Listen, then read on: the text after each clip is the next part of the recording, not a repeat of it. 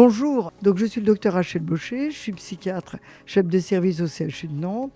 J'ai également d'autres responsabilités syndicales. Je suis présidente de l'intersyndicale des praticiens hospitaliers. Donc à ce titre, je travaille avec les pouvoirs publics pour faire avancer justement les transformations du système de santé et puis le changement des mentalités.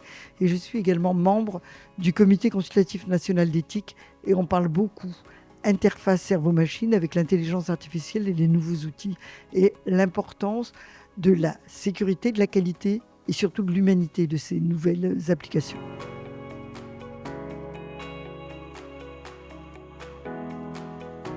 Écoutez, il est incontournable, je dirais, parce que dans les défis qui sont posés aux professionnels que nous sommes, la psychiatrie française traverse une crise grave, une crise profonde.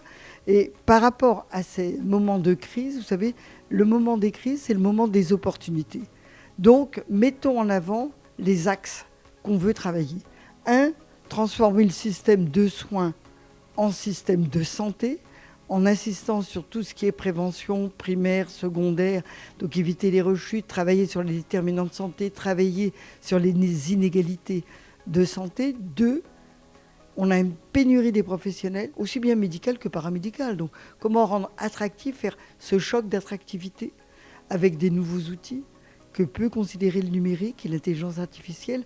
Et trois, travailler sur des axes qui sont très importants dans le cadre des politiques publiques. C'est un, les changements de représentation, donc les campagnes de sensibilisation, d'information sur la maladie mentale en cette année grande cause.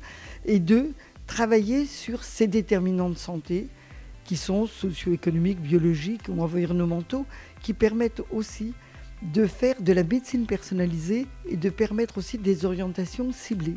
Donc, par rapport à ça, je dirais, ça ne remplacera pas un professionnel, mais c'est un complément indispensable. On a des jeunes qui vont de plus en plus mal, puisque depuis le Covid, c'est plus 1 sur 5, c'est 1 sur 4, et notamment entre 15 et 20 ans, voire même des fois 13 et 14 ans, des jeunes femmes, surtout qui vivent en ville. Donc par rapport à cette détresse psychique, comment faire ?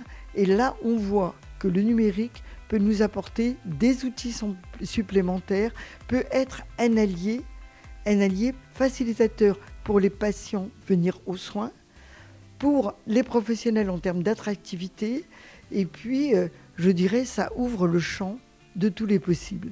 Alors je dirais, soyons les pèlerins du possible en s'arrimant à ce numérique qui est un enjeu de civilisation quand même.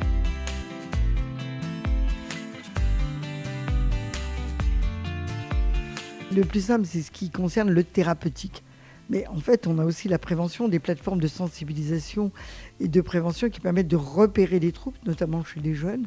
Ce qui permet de vous dire que j'ai été juste avant la fin du dernier gouvernement missionné par le ministre, puisqu'il n'y en a plus, sur le repérage et dépistage des jeunes en situation de détresse et de mal-être psychique.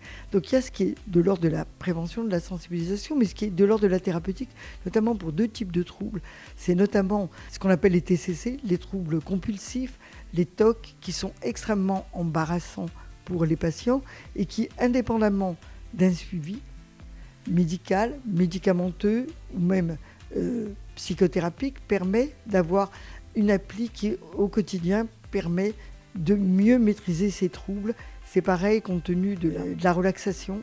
Une appli sur la relaxation permet aux patients de pouvoir faire ces exercices entre les consultations et ça permet, si vous voulez, un suivi complémentaire au suivi psychothérapique et au suivi médicamenteux.